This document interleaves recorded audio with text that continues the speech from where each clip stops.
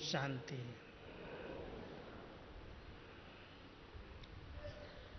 हम सब बाबा के बच्चे, बाबा की मदद का अनुभव हर कदम में करते हैं। आज का विशेष विषय रखा गया है सेफ्टी का साधन, क्योंकि वर्तमान समय हर एक को सुरक्षा गार्ड की ज़रूरत पड़ती है। बाबा ने हम सब की सेफ्टी के लिए बहुत सुंदर साधन दिया है और वो है बाबा की छत्र छाया। आप सब अनुभव करते होंगे, हम बाबा को दिल से बाबा कहते हैं और बाबा की छतरी छत्र छाया के रूप में ऊपर आ जाती है हर एक को अनुभव। छत्र छाया के रूप में बाबा का अनुभव है, क्योंकि वर्तमान समय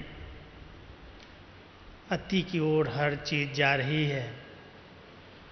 अंतिम समय में विकारों की भी फुल फोर्स में अति है। प्रकृति भी अपने तमो प्रधान रूप में अति के रूप में सामने आ रही है। व्यक्तियों के अंदर अनेक प्रकार के संस्कार, स्वभाव, उनके भी विकारों का फुल फोर्स है और चारों ओर भटकती हुई आत्माएं भी कहीं न कहीं से अटैक करती हैं। रहे हुए पिछले हिसाब किताब भी अचानक निकलते हैं। मन नचित कोई न कोई सामने आ जाता है। ऐसे समय में बाबा की छत्र छाया की सदा ज़रूरत है। इसलिए आज के इस विषय को थोड़ा सा आपके सामने स्पष्ट करेंगे, क्योंकि बाबा तो हमारे साथ सदा है ही। वायदा है, जहाँ बच्चे वहाँ बाप। बाबा की मदद का अनुभव हम सब हर पल करते ही हैं, लेकिन कई बार देखा जाता है कुछ ऐसी परिस्थितियाँ आती हैं जो अकेलेपन का अनुभव करा देती हैं। ऐसा नहीं अनुभव होता कि बाबा हमारे साथ है और वो सर्वशक्तिमान है। इसलिए छोटी मोटी परिस्थितियों में कई बार उलझन पैदा हो जाती है, दुख की लहर आने लगती है। ऐसे अनुभव होता है जैसे मेरा कोई नहीं है, मेरी क्या सुरक्षा है। ऐसे समय पर बाबा की याद भूलती ही है, लेकिन हम सब बाबा के बताए हुए अनमोल महावाक्यों को भी भूल जाते हैं। अगर वो बाबा की शिक्षाएं याद आती हैं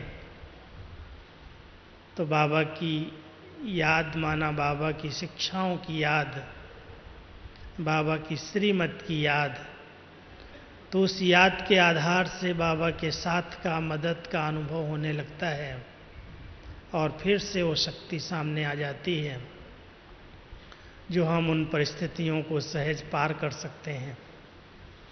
इसलिए आज कुछ ऐसी बातें जो मेरे विचार में आ रही हैं, जिनकी बहुत ज़रूरत है, क्योंकि बाबा ने हम सबके सामने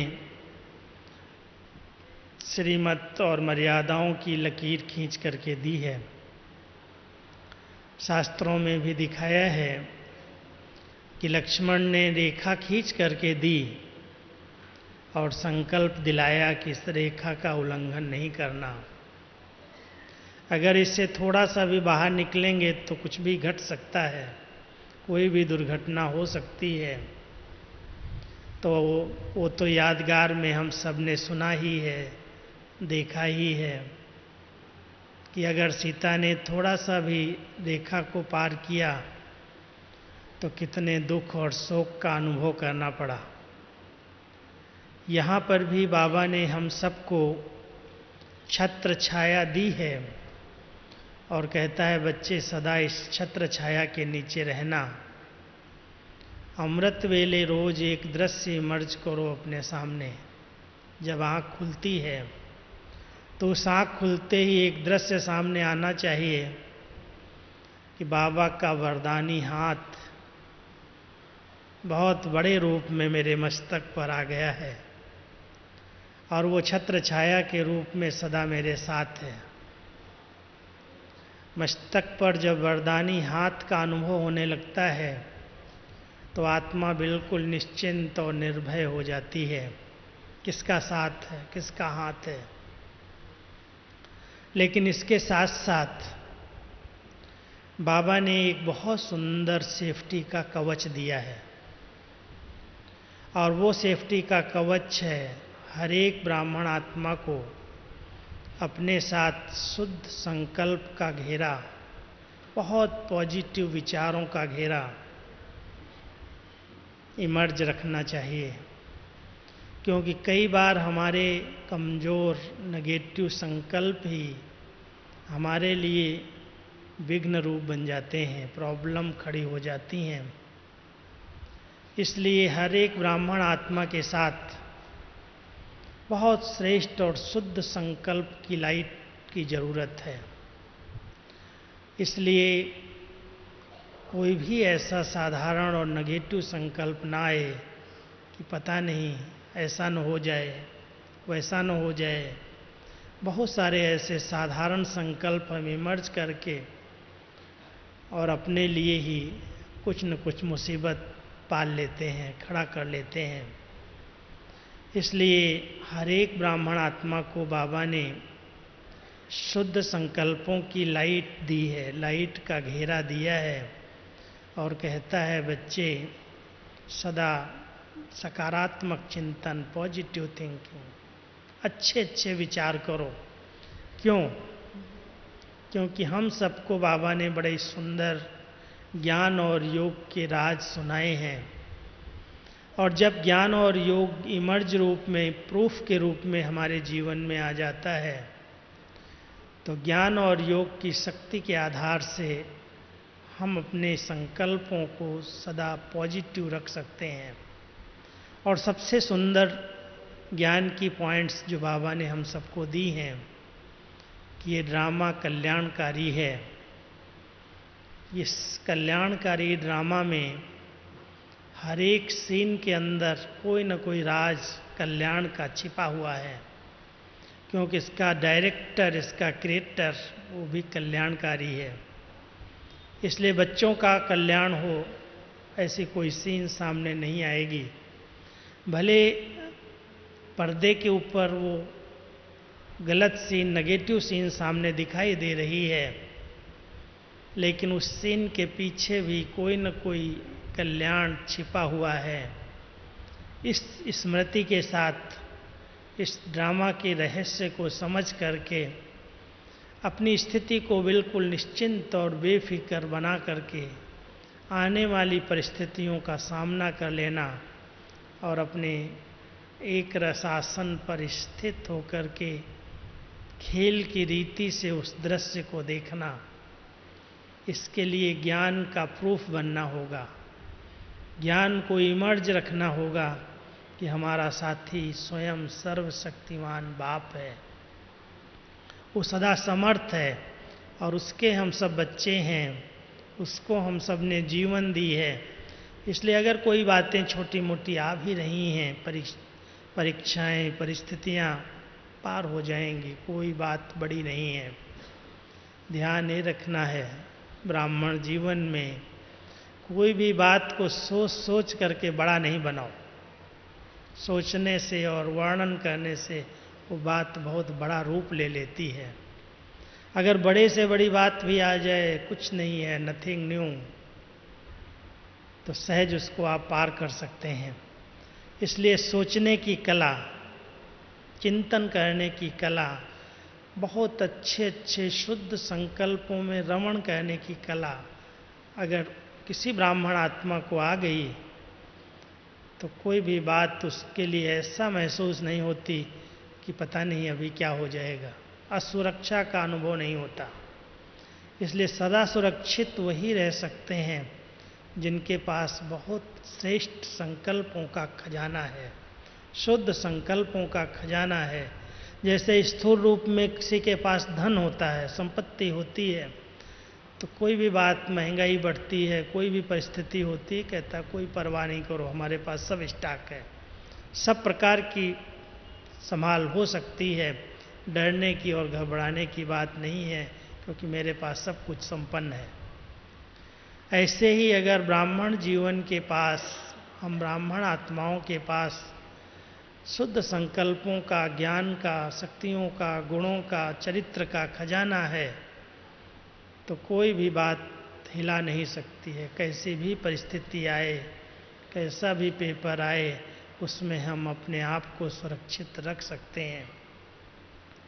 दूसरी बात, आप सबको जन्म से ही हर ब्राह्मण आत्मा को 2 वरदान प्राप्त हुए हैं। एक, बाबा ने हर बच्चे को दिव्य बुद्धि का वरदान दिया है, दूसरा दिव्य नेत्र दिया है। दिव्य नेत्र ऐसा पावरफुल नेत्र है, जैसे इन नेत्रों से अगर पावरफुल नेत्र हैं तो दूर दूर की चीज़ें बहुत स्पष्ट दिखाई देती हैं, पढ़ सकते हैं, देख सकते हैं। अगर नेत्र कमज़ोर हैं तो सामने की चीज़ भी दिखाई नहीं देती। बाबा ने हम सबको बहुत दिव्य नेत्र दिया है, पवित्र नेत्र दिए हैं, और साथ साथ दिव्य बुद्धि का वरदान दिया है सबके पास। ये दिव्य बुद्धि का वरदान है, क्योंकि अगर ये वरदान साथ में है तो इस वरदान से बहुत सहज रीति से आने वाली बातों को कैच कर सकते हो, पार कर सकते हो। ये दिव्य नेत्र दूरबीनी का काम करता है। जैसे दूरबीनी किसी के पास होती है तो बहुत दूर दूर के दृश्य को दूरबीन के आधार से स्पष्ट देख सकते हैं, तो ऐसे ही हम सब के पास ज्ञान की इतनी सुंदर दूरबीन है जिसके आधार से आने वाले पेपर्स को हम सहज समझ सकते हैं। इसलिए ये वरदान सदा साथ रखना, बुद्धि में कभी भी दिव्यता के बजाय अदिव्यता ना आ जाए, अस्वच्छता ना आ जाए। साधारण बातों में इस बुद्धि की शक्ति को व्यर्थ नहीं गंवाना है। अंडरलाइन करके रहेंगे, क्योंकि ये बात मैं इसलिए आपके आगे रख रहा हूँ। आज से करीब 25 साल पहले मैं बाबा के सामने गया, व्यक्त बाबा के सामने, तो बाबा ने मुझे कहा कि बच्चे, तुम्हें दिव्य बुद्धि का वरदान मिल गया है। तो दिव्य बुद्धि का वरदान मिल गया है तो मुझे भी प्रश्न आया, तो बहुत अच्छा वरदान बाबा आपने दिया है, कैसे मिला? तो बाबा ने उसका उसी समय जवाब दिया। बाबा ने कहा कि इस बुद्धि को तुमने कहीं भी इधर उधर की बातों में बिजी नहीं किया है, और बुद्धि में अगर कोई भी प्रकार की बहुत हलचल है, कई प्रकार के संकल्प विकल्प चलते हैं, बुद्धि बहुत भटकती है, तो थकी हुई बुद्धि समय पर ठीक निर्णय नहीं कर पाती। कोई भी बात आपके सामने आती है, उसमें अपने आप को कैसे सुरक्षित रखना है, उस समय वो दृश्य सामने आए, बाबा की बात सामने याद आ जाए, ताकि आप अपने आप को सेफ कर लें। बहुत कला चाहिए। मैं एक और कहानी के रूप में आपको बात सुनाता हूँ। आप सब ने जगदीश भाई जी का नाम तो सुना होगा, कईयों ने देखा होगा। हमारा सारा साहित्य जगदीश भाई जी ने लिखा, और बाबा उनको कहते थे बच्चे की बुद्धि 7 फुट लंबी है। तो एक बार वो विदेश गए थे, अफ्रीका साइड में कहीं पर, तो ऐसे सैर करने के हिसाब से अकेले सेंटर से बाहर निकल गए। उनको पता नहीं था कि यहाँ पर इतना डर है, भय है, ऐसे ही चक्कर लगाते लगाते कुछ दूर चले गए और कुछ काले लोगों ने उनको घेर लिया करके, उनको लूटने के हिसाब से। अब वो अकेले थे और वो 5-7 आ गए सामने से, छुरा वगैरह लेकर के आ गए, और वो डरे नहीं क्योंकि उनको तो बाबा की शक्ति थी, बाबा का साथ था, बुद्धि साथ में थी, इसलिए बहुत प्यार से उनसे बात करने लगे। और बात करते करते उनको कहते हैं कि मैं भारत से आया हूँ, आपने कभी भी भारत का नृत्य देखा है? अब कहाँ वो चोरी करने के लिए आया था, मारने के लिए आया था, भारत का नृत्य देखा है? तो उन्होंने कहा नहीं। तो कहता मुझे बहुत अच्छा आता, मैं आपको नाच के दिखाता हूँ। तो कहता है उसने, जगदीश भाई जी ने उनको सामने किया कि आप ऐसे सब खड़े हो जाओ, मैं नाच के दिखाता हूँ। तो ऐसे डांस शुरू किया और ऐसे सिर पर हाथ रखते डांस करते करते और बहुत दूर निकल के चले गए, डांस करते करते भाग गए।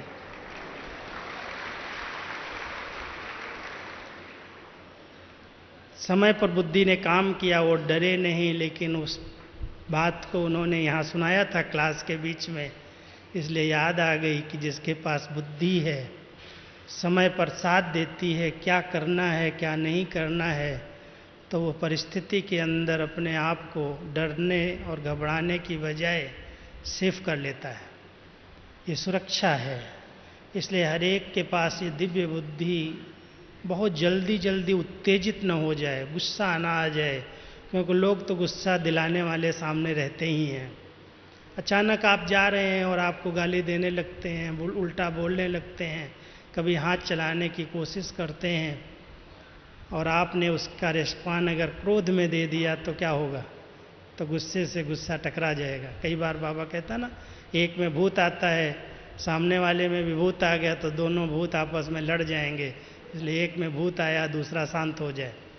इसलिए कौन सा मिसाल बाबा देता है साकार मुरली के अंदर कि बच्चे मुंह के अंदर मुहलरा डाल लो, अगर एक को गुस्सा आया है और आप चुप हो गए तो नेचुरल है वो भी कब तक गुस्सा करेगा। लेकिन अगर वो गुस्सा कर रहा है और आपने भी सामने से गुस्सा किया तो वो टकराव की स्थिति पैदा हो जाएगी, मारा मारी हो जाएगी और आप अपने को सुरक्षित महसूस नहीं करेंगे। इसलिए ध्यान रहे कि बाबा ने हम सबको एक बहुत सुंदर कवच दिया है और हर एक ब्राह्मण आत्मा के पास वो कवच रहना चाहिए। क्योंकि कवच पहन लेते हैं ना, कोई अगर बाहर होने वाला होता है, कौन सा कवच है? वो बाबा ने हमको दिया है नम्रता और मधुरता का कवच। नम्रता और मधुरता का कवच अगर साथ में है, इसको पहना हुआ है, तो अगर कोई क्रोध दिलाने वाला भी सामने आएगा, क्रोधित व्यक्ति भी सामने आएगा, हाथ भी चलाने की कोशिश करेगा, उसका हाथ चलेगा नहीं। वो देखेगा ये तो मुस्करा रहा है, इसके ऊपर तो कोई इफेक्ट ही नहीं हुआ, ये तो बहुत प्यार से बात कर रहा है, इसके साथ क्या झगड़ा करें, अपने आप चुपचाप किनारा कर लेगा। इसलिए नम्रता और मधुरता का कवच सदा साथ रखना। भले कोई ऐसे होते हैं लोग बहुत क्रोधी स्वभाव के होते हैं, बदला लेने की कोई भावनाएं होती हैं, कुछ पास्ट के हिसाब किताब होते हैं, लेकिन बाबा कहते हैं अगर सूली जैसा हिसाब किताब होगा, जिसके ऊपर बाबा की छत्र छाया है, उसके लिए वो हिसाब सूली के से कांटा बन जाएगा, बहुत सरल रीति से पार हो जाएगा। घबराओ नहीं, डरो नहीं। और अंतिम सीन तो इतनी भयानक है, कई तो थोड़ा सा ऑपरेशन भी देख नहीं पाते, और इतना सारा बड़ा ऑपरेशन जो होगा विश्व विनाश का, इतना भयानक विनाश जो सामने आने वाला है, उसमें अपने आप को सुरक्षित भी महसूस किया जाए और उसमें आपको निर्भय भी स्थिति बने, निर्भय भी रह सकें, क्या करना होगा? इसके लिए बाबा ने हम सबको बड़ा सुंदर अभ्यास बताया है। अगर वो अभ्यास निरंतर चलता रहे तो कोई भी भयानक सीन में भी आप बहुत सुंदर स्थिति में रह सकते हैं। और वो अभ्यास है अकाल तख्त पर रहने का अभ्यास।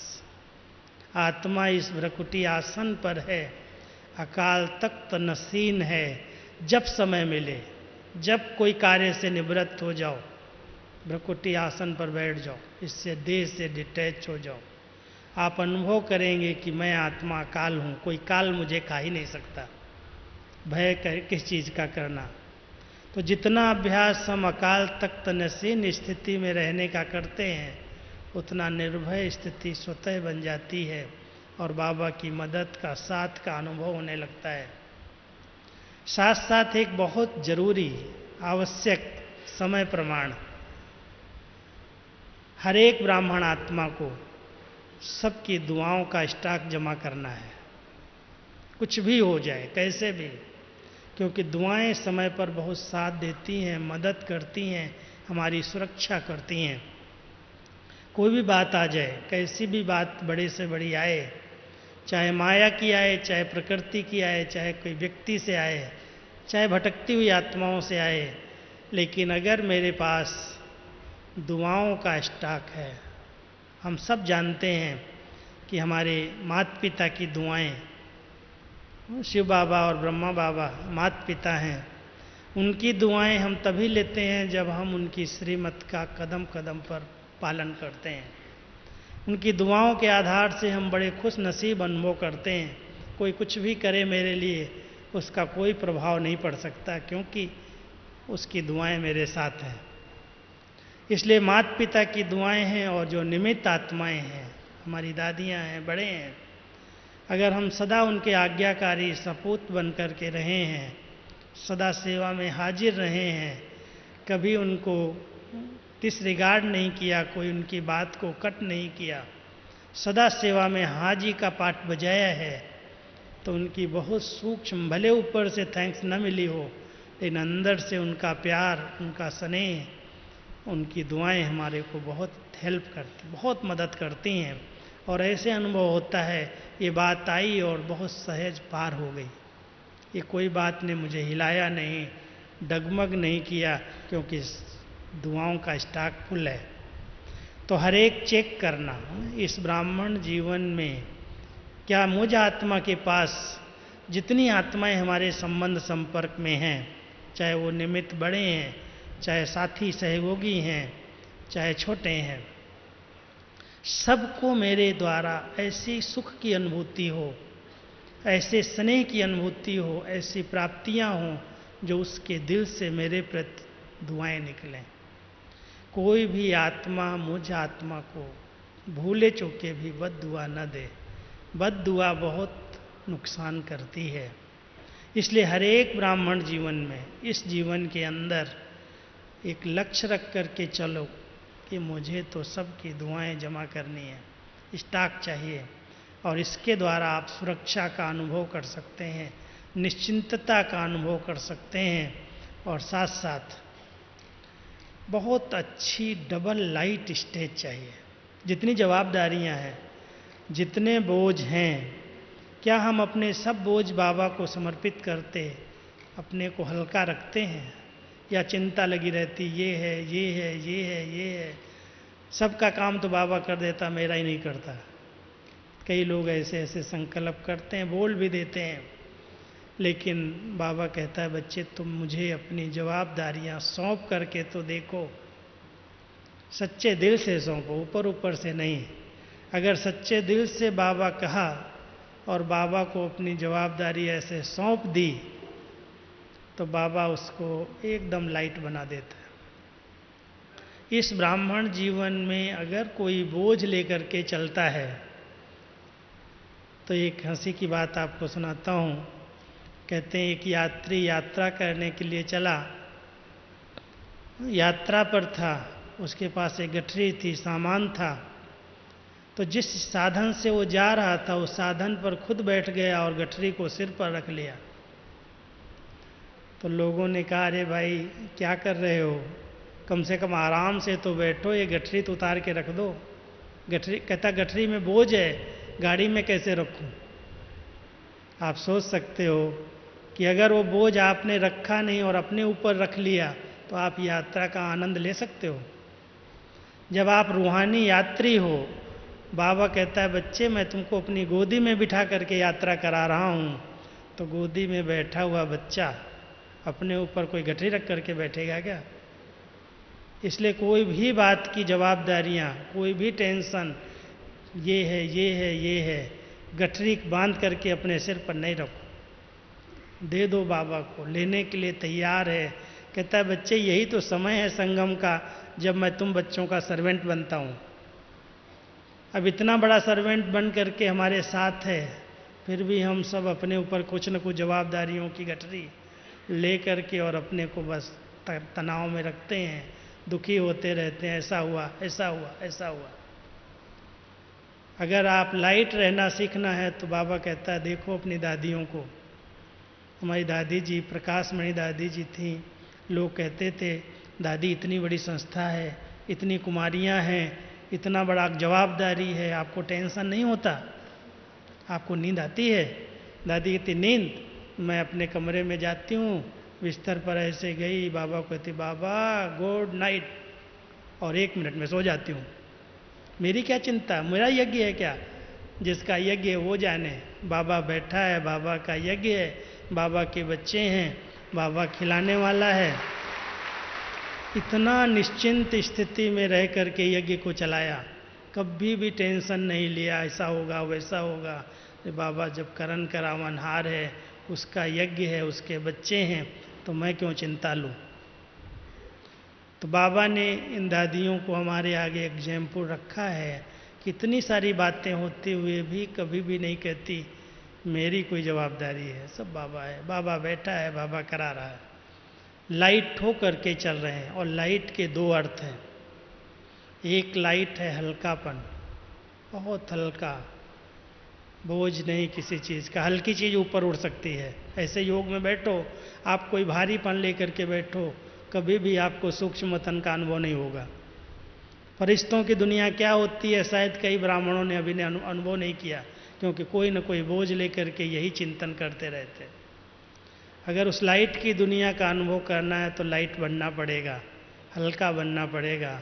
और दूसरा ज्योति स्वरूप, प्रकाश स्वरूप, ये एक बहुत सुंदर साधन है। अगर आप देह से डिटैच रहने का अभ्यास करो, मैं एक लाइट हूँ, भ्रकुटी आसन पर बैठा हुआ तख्त नसीन आत्मा, लाइट हो जाओ तो ये देह भान अपने आप खत्म हो जाएगा। और अंतिम सेफ्टी का साधन, अंतिम सेफ्टी का साधन, क्योंकि बाबा कहता है बहुत सारे दुनिया के अंदर कीचक जैसे लोग घूम रहे हैं, जिनकी दृष्टि खराब है, वृत्ति खराब है, भावनाएं अशुद्ध हैं, विकारी हैं, उनके बीच में मेरे बच्चे रह रहे हैं, उन पर उसकी नज़र न लगे। वो तभी हो सकता है, उनमें सेफ्टी तभी है जब आप बहुत लाइट स्वरूप में स्थित रहो। आप अगर 1 मिनट में लाइट हो गए तो सामने वाला अगर आपको बुरी दृष्टि से देख भी रहा है तो उसकी दृष्टि से ये शरीर गायब हो जाएगा, उसको लाइट दिखाई देने लगेगी। ये दृश्य बाबा ने शुरू में बहनों को दिखाए हैं, कराची के अंदर अनुभव कराए हैं कि कैसे कैसे लोग आ रहे हैं तुम्हारे पास और तुम देह से डिटैच हो गई, लाइट का साक्षात्कार हो गया और वो भाग गए, आपके ऊपर वार नहीं कर पाए। तो सेफ्टी का साधन क्या हुआ? लाइट स्वरूप की स्मृति, लाइट स्वरूप का भान इस देह भान को समाप्त कर देता है। इसलिए जितना समय, जब समय मिले, दूसरे चिंतन को छोड़ दो। स्वचिंतन उन्नति की सीढ़ी है, पर चिंतन पतन की जड़ है। इसलिए ध्यान रखना कि मुझे स्वचिंतन करके स्वस्वरूप में स्थित होना है। अपने भ्रकुटी आसन पर बैठ जाओ, लाइट का ताज पहन लो, लाइट स्वरूप स्थित हो जाओ, अपने आप देह भान खत्म हो जाएगा, इंद्रियां शीतल हो जाएंगी, आत्मा पवित्र बन जाएगी, पवित्रता का कवच आ जाएगा। तो इसलिए जब हम ऐसा अभ्यास करते हैं तो बाबा अपने दिल तख्त पर बिठा लेता है। बैलेंस जरूरी है हर चीज़ का। एक बात का ध्यान रखना कि बैलेंस के बिना ब्लेसिंग्स नहीं मिलती। बाबा का प्यार उन्हीं बच्चों को मिलता है जो बहुत बैलेंस से चलते हैं। स्नेह और शक्ति का बैलेंस चाहिए। अगर बहुत स्नेही हैं, बहुत मीठे बन गए तो भी चींटियां लग जाती, और अगर बिल्कुल खारापन आ गया तो सब दूर भाग जाते। बैलेंस चाहिए, स्नेह और शक्ति का, न्यारे और प्यारे का, कर्म और योग का, परमार्थ और व्यवहार का बहुत बड़ा बैलेंस है। और ये बैलेंस अगर किसी ने ब्राह्मण जीवन में सीख लिया तो सुरक्षित है।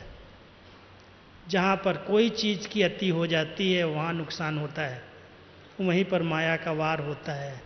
इसलिए अति सदा नुकसान करती है। अति को सामने देखो, कोई भी बात में बहुत प्यार हो गया किसी के साथ, वो अटैचमेंट हो जाएगी। एकदम न्यारे हो गए तो लगेगा ये तो सन्यासी बन गया, ये तो जानता ही नहीं कि स्वर्ग में भी चलना है, सत्युग में भी जाना है। उसमें भी बैलेंस चाहिए। और जो सबसे न्यारे, देह अभिमान से न्यारे हैं, आत्म अभिमानी की तपस्या करते हैं, उनका प्यार बाबा का मिलने लगता। बाबा का प्यार मिला, बाबा की गोद मिल गई, आत्मा सुरक्षित हो गई। कभी भी व्यर्थ संकल्प अटैक नहीं करेंगे। सबसे बड़ा अटैक तो व्यर्थ संकल्पों का है, विकल्पों का है। माया कहीं न कहीं से हैरान करती है, परेशान करती है।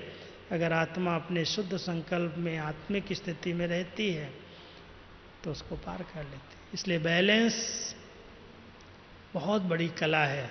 हर चीज़ में बैलेंस को रख करके चलो। अति कहीं भी दिखाई दे, समझो ये नुकसान हो जाएगा कहीं न कहीं से। इसलिए कभी भी अति के अंदर जा कर के अपने आप को डिस्टर्ब नहीं करना। 5 स्लोगन मैं आपको दे देता हूँ। सोमान, क्योंकि सोमान की स्मृति से ही बाबा को हम साथी बना करके उसकी स्मृति के आधार से उसकी छत्र छाया का अनुभव कर सकते हैं। तो सबसे पहला यही सोमान स्मृति में रखो कि मैं एक अकाल मूरत आत्मा, अकाल तख्त पर विराजमान स्वराज्य अधिकारी हूँ।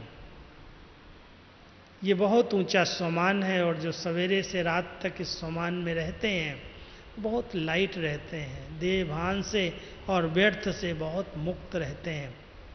जहाँ पर भी कोई अशुद्ध आत्माएं अटैक करती हैं, और आजकल की एक बहुत बड़ी माया है, आप लोग तो जानते हो, कुछ न कुछ खिला पिला करके तंत्र मंत्र जंत्र पता नहीं कहाँ कहाँ कई ब्राह्मण आत्माएं उस चक्कर में आ जाती हैं। बहुत अटेंशन रखना। जहाँ अत्यधिक इच्छाएं हैं वहाँ पर ये अटैक होते हैं। इच्छा मात्रम अविद्या। बाबा ने हम सब ब्राह्मणों को सब इच्छाएं पूरी की हैं। इसलिए कोई भी इच्छा रख करके, कोई भी कामना रख करके किसी के आगे गए तो कहीं न कहीं से वो आपके ऊपर वो करके आपके को चक्कर में ले आएगा।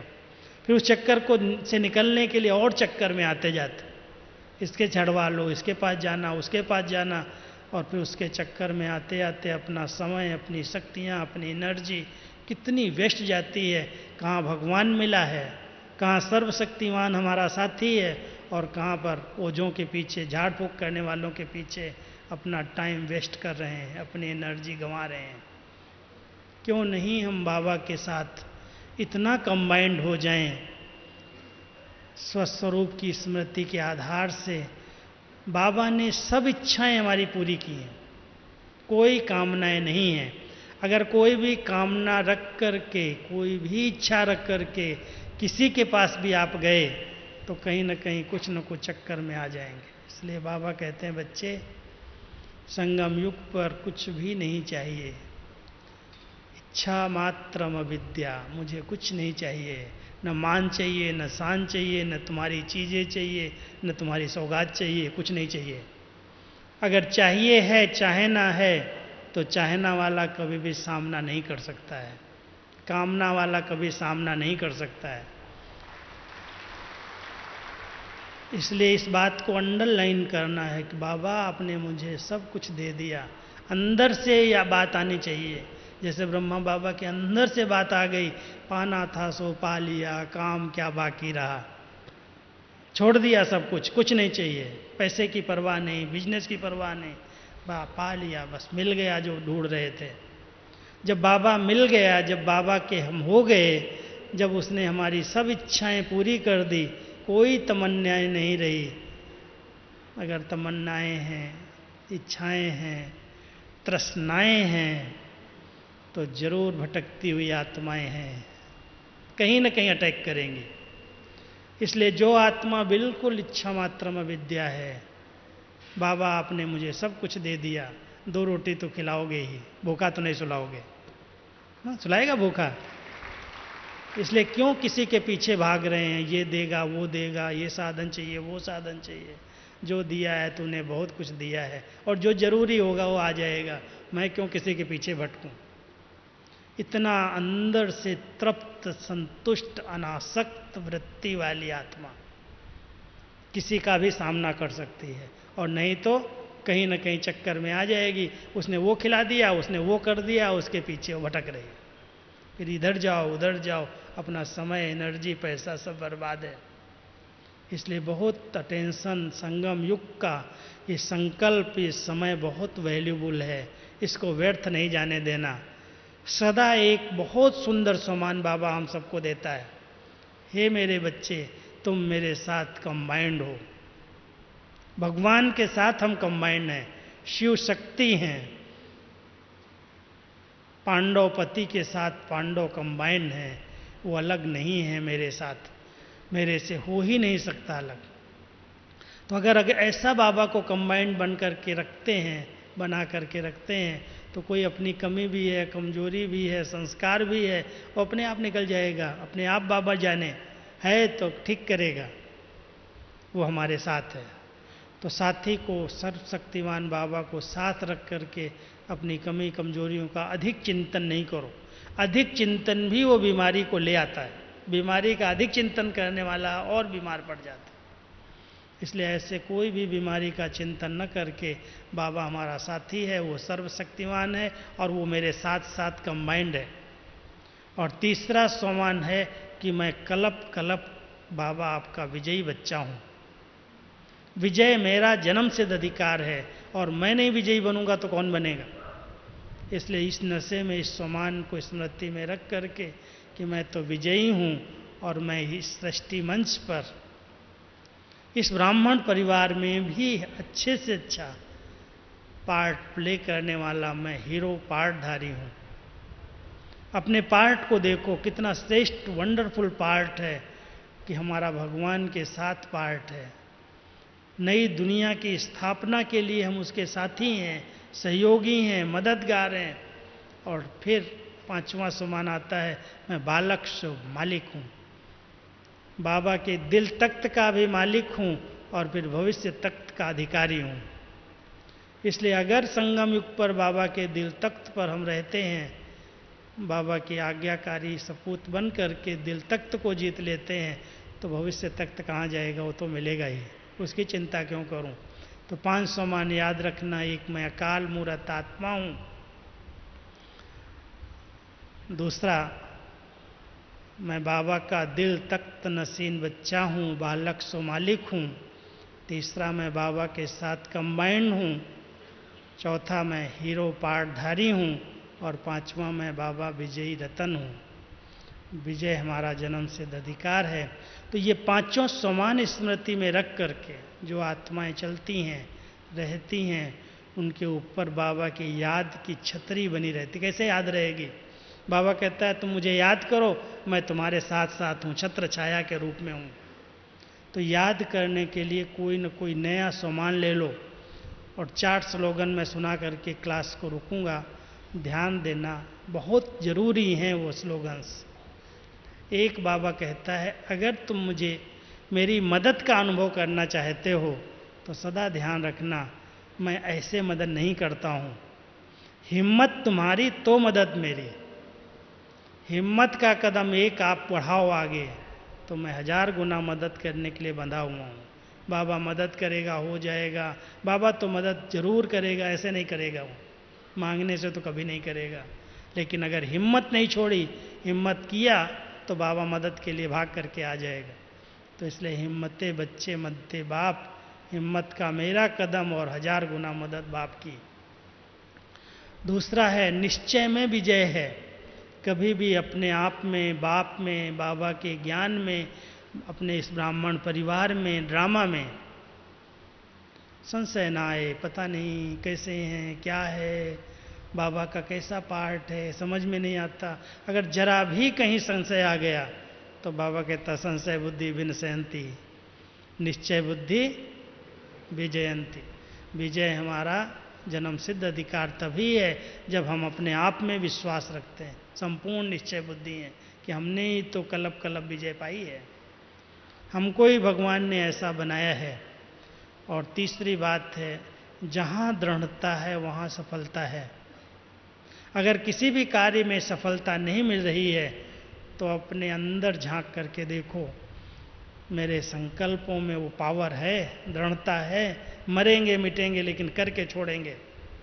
जहाँ दृढ़ता आ गई वहाँ सफलता हुई पड़ी है, अपने आप हो जाएगी, सोचने की भी ज़रूरत नहीं है, क्योंकि संकल्प की पावर बहुत पावर है, बड़ी है। संकल्प से कोई भी सिद्धियां प्राप्त की जा सकती हैं, लेकिन कमज़ोर संकल्प नहीं चाहिए। बहुत पावरफुल संकल्प, शक्तिशाली संकल्प। लौकिक में कहते हैं बड़ा जिद्दी है, जिद्द एक विकार कहा गया है, लेकिन ज्ञान में कहते हैं ये दृढ़ता का, जो संकल्प करता है वो करके छोड़ता है, वो दृढ़ता है। और चौथी बात है, जहाँ लगन है वहाँ विघ्न नहीं ठहरते। अगर कोई बार बार किसी के आगे विघ्न आ रहे हैं तो बहुत महीन चेकिंग करो कि लगन में कहाँ कमी है। बंधन है, किस चीज़ का बंधन है? अगर लगन आ जाती है तो बंधन कहीं नहीं रहते, सब कट जाते हैं। अगर लगन पावरफुल है, शक्तिशाली है, लगन माना बाबा से जिगरी प्यार, सच्ची दिल, सच्चाई जहाँ है, प्यार जहाँ है वहाँ न्यौछावर होना। अरे दो लोगों का प्यार हो जाता जान दे देते। हमारा तो भगवान से प्यार है, कोई इंसान से नहीं है। और उस प्यार के पीछे कुर्बानी, क्या कुर्बानी? बाबा कहता मैं तुम्हारा गला थोड़ी काटता हूँ। कुर्बानी क्या है? अपनी कमी कमजोरियों की कुर्बानी कर दो। तो अगर बाबा से सच्चे दिल का प्यार है, जिगरी प्यार है, लगन है, तो विघ्न कहाँ रहते? कोई रोक सकता है क्या? तो बाबा कई बार कहता है एक विघ्न कहती है ये बकरी है क्या? शक्तियाँ हैं, शेरनियाँ हैं, वो तो उछलती हैं, वो कभी कहती हैं क्या मेरे आगे विघ्न है? तो विघ्न नहीं कहो, लेकिन बाबा से जिगरी प्यार बढ़ जाएगा तो विघ्न हट जाएगा। तो चारों स्लोगन याद रखना, पांचों समान याद रखना, और साथ साथ बाबा की छत्र छाया को सदा साथ रखने के लिए हल्कापन, दिव्य बुद्धि, दिव्य नेत्र, ज्ञान और योग का प्रूफ, डबल लाइट स्टेज, इन सब का चिंतन करना, और इसके आधार से आप संपन्न और संपूर्ण बन जाएंगे। ओम शांति।